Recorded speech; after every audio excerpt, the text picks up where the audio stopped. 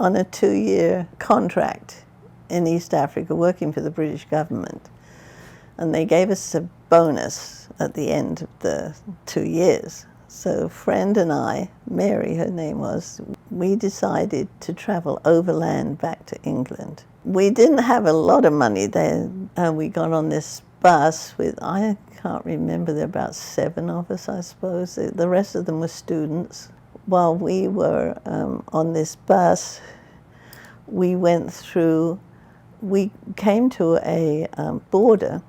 Bus driver, you know, gave his credentials. They waved us through. What we didn't know was that we were in a country that was having a civil war.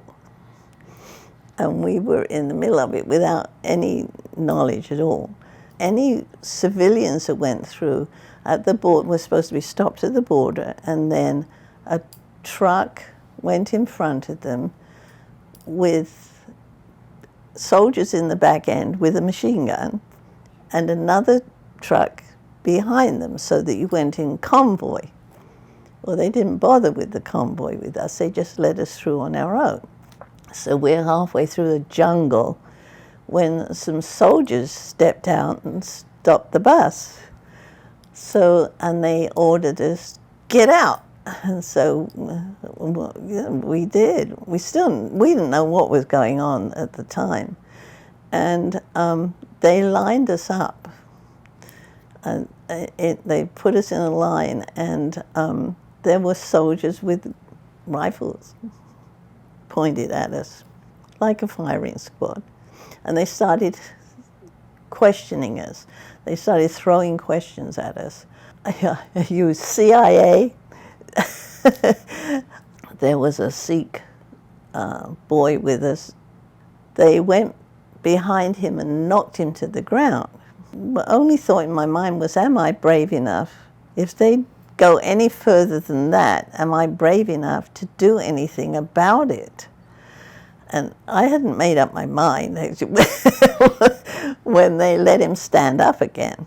The crazy soldier in charge of them, he decided that it was time to shoot us. So they actually had the rifles and were cocked and were about to shoot. I guess it must have been an officer. Maybe it was an angel. He ran out and stopped him and said no, and made them put the guns down. And he turned to us and he said, get on that bus and get going now. And we did. We didn't question that.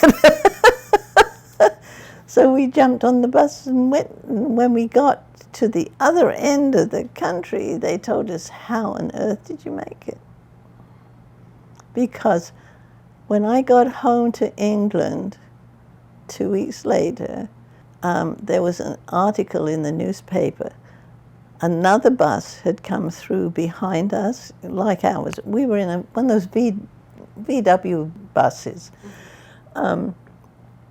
And they took them all out and shot them. And there were 2 English boys on there. It had to be gone. I was 26.